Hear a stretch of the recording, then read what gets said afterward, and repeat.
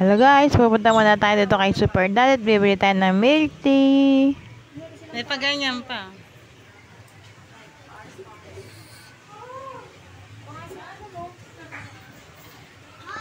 Meron silang ganyan guys, pwede kayo magsulat dyan, mga nararamdaman nyo, pangapatama sa mga jowa nyo, mga classmate nyo dyan, lagay nyo dyan guys.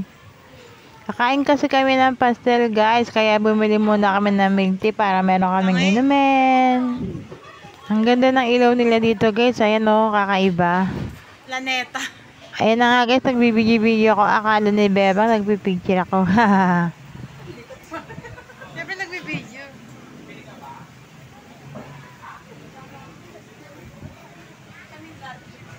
Asan si Daddy? At ayan na nga guys, okay na yung order natin, kaya maglalakad na tayo patungo sa pastilan.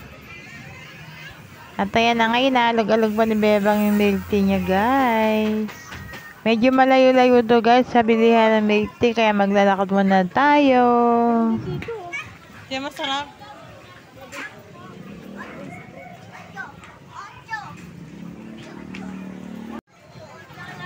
Niligaw tayo guys.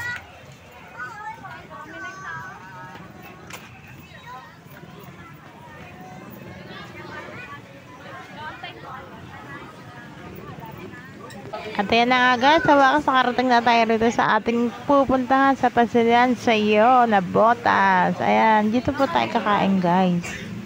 Kasi nga guys, nabalita natin, mura lang ng pagkain dito. Sa halagang 20 pesos guys, makakakain ka na. May kasama ng kanin at ulam yan guys. At ayan na nga ang binili naming shake at milk tea. Magkaiba kami ng flavor guys. Sa akin, mango graham. Sa kanya, milk tea. O, diba? Iba-iba talaga tayo ng panlasa guys. Hindi lahat pare-parehas. At ayan na nga, hinihintay lang namin yung order namin. Habang naghihintay, tamang tingin-tingin lang, kwento-kwento.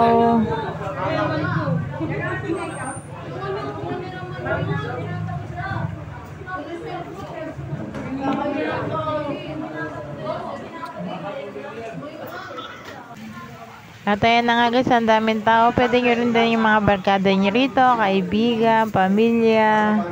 Isang order guys, 20 pesos lang. Makakain ka na at mabubusog ka na.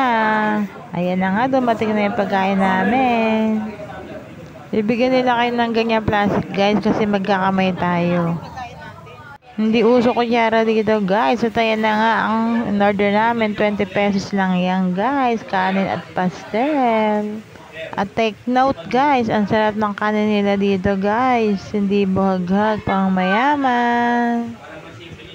Pag dalawang order ang in-order mo guys, 40 pesos yun. Meron din sila ditong large guys, 50 pesos naman. Kaya ikaw guys, kung marami kang gutom, 50 pesos ang order mo para sulit ka, hindi ka mabibitin. At ayan na nga guys, kakain na tayo. Ayan, nilamuta ko na nga yung pagkain ko guys. Okay lang to, aka naman to, diba? Hindi naman to sa'yo. Tara na, kain na tayo guys. Tikman natin ang tinda nilang pastel. At ayan na nga, mukhang masarap yung pastel nila guys. Ayan. At ayan na nga, si Bebang ang daming kwento.